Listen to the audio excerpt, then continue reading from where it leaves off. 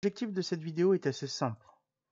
Vous allez devoir apprendre à résoudre et rédiger correctement un exercice de génétique. Alors pour ce faire, les exercices de génétique sont toujours basés sur un arbre généalogique. Nous en avons déjà étudié cette année. Un arbre généalogique représente les descendances d'une famille. Et ici, on va s'intéresser, comme c'est indiqué dans l'énoncé, au groupe sanguin système ABO. Donc, dans un arbre généalogique, par convention, les carrés représentent toujours des hommes, les ronds représentent toujours des femmes, et à l'intérieur, on va indiquer le caractère que l'on étudie. Dans cet exemple, il s'agit du groupe sanguin système ABO. La question posée ici dans cet exercice correspond à la détermination des allèles présents chez les membres de cette famille. Donc, premier individu, c'est l'individu numéro 2 de la génération 2, et ensuite l'individu 1 et 2, les individus 1 et 2 de la génération 1. Ici, il y a 3 générations, il va falloir identifier les individus auxquels on s'intéresse. Donc l'individu 2 de la génération 2 est celui-ci, et on nous indique qu'il a le groupe sanguin O. Il s'agit également d'une femme. Eh bien, on commence par écrire au brouillon ou sur directement l'arbre généalogique au crayon à papier la chose suivante.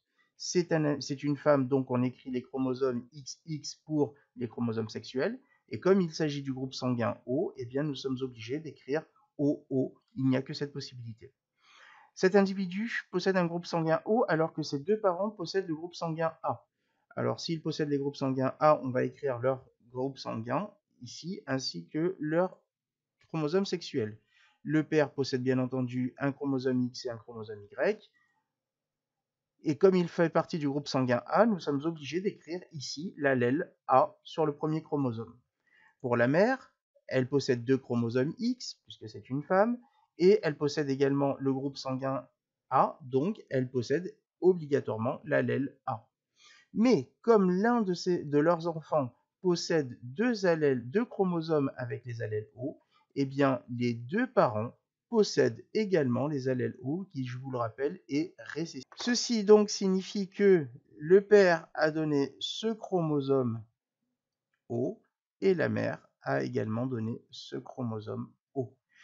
Bien entendu, on peut faire de même pour chacun des membres des individus de cet arbre généalogique. Ici, eh bien, on va faire la même chose. Cet individu, si on ne s'intéresse pas au caractère, possède l'allèle A. Mais comme on voit qu'ils ont des enfants avec l'allèle O, eh bien, ils posséderont également sur le deuxième chromosome numéro 9 l'allèle O. De même, la mère possède l'allèle B sur le premier chromosome, nous sommes obligés de l'écrire. Et comme ils ont un individu O, un enfant O, eh bien, il va y avoir un chromosome avec le groupe sanguin O. Ce qui fait que lors de la fécondation, c'est ce chromosome qui a été donné à cette fille et ce chromosome qui a été donné à sa fille, ce qui fait que cette fille aura donc les groupes sanguins OO. De la même façon, on peut voir ici que cet individu possède le groupe AB, donc nous sommes obligés d'écrire AB ici, ce qui fait que le père lui a donné le chromosome A et la mère lui a donné le chromosome B. Voici donc pour un exercice simple qui permet de comprendre un petit peu comment on peut résoudre ce genre d'exercice. Je vous propose à présent de passer à un exercice suivant.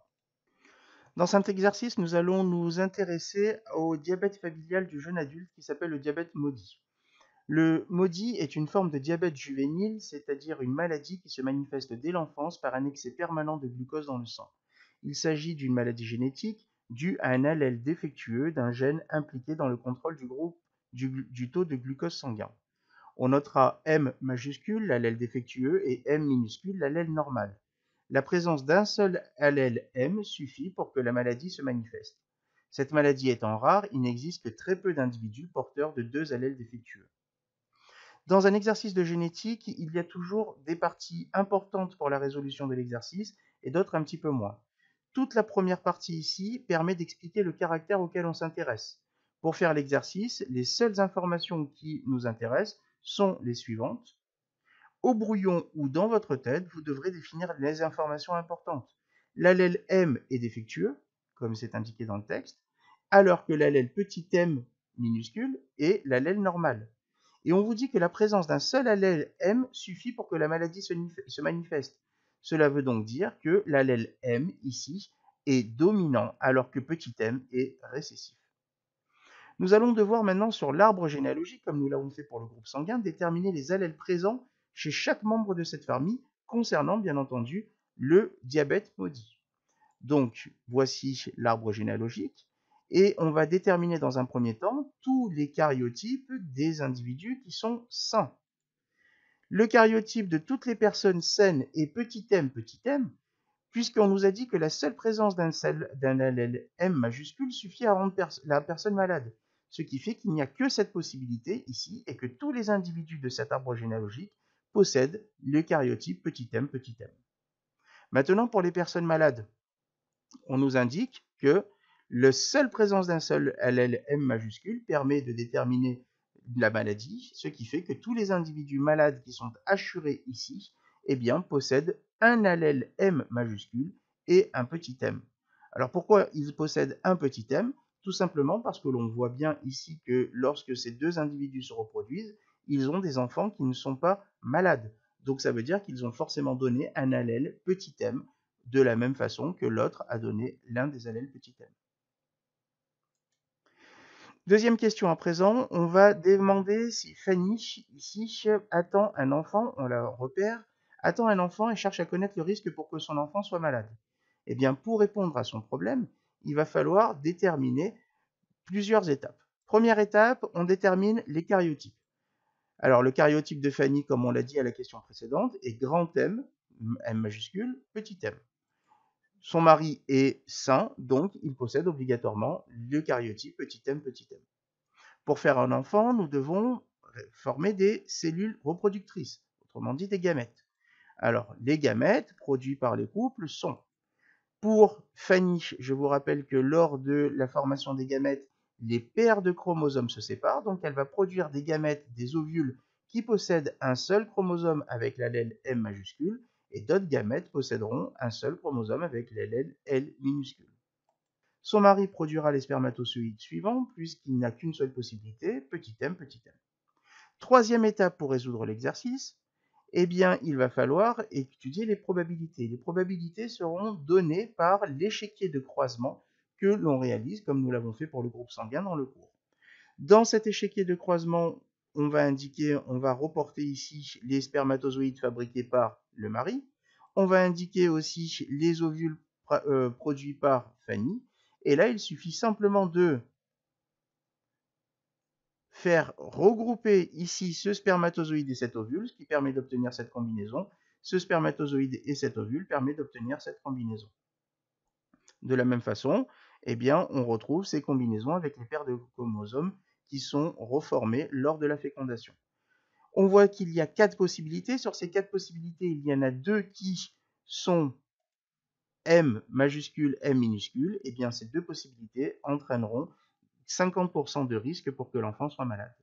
Deuxième possibilité, ici, 50% de chance, cette fois-ci, on va parler de chance, pour que l'enfant ne soit pas malade. Nous avons donc répondu à la question ici de ce qui permet de déterminer, lorsqu'un individu est malade et l'autre non, de déterminer le pourcentage de risque pour que l'enfant soit malade. Nous pouvons faire de même pour Erika, qui se marie avec l'individu 7. Comme il n'y a aucune possibilité pour que chacun des deux possède un allèle M majuscule, eh bien, il y aura 100% de chance pour que l'enfant ne soit pas malade. Voici donc comment résoudre un exercice de génétique. Je vous rappelle un petit peu les étapes. Première étape, on détermine les cariotypes des individus auxquels on s'intéresse. Deuxième étape, on écrit bien les gamètes produits par le couple, en n'oubliant pas que lors de la formation des gamètes, les paires de chromosomes sont séparées. Dernière étape, on établit les probabilités ici pour que l'enfant soit malade ou non malade en réalisant un échiquier de croisement qui reprend les gamètes établis à l'étape numéro 2. J'espère que vous avez à présent compris comment résoudre un exercice avec cette rédaction type et vous allez vous entraîner à faire un devoir maison pour la semaine suivante.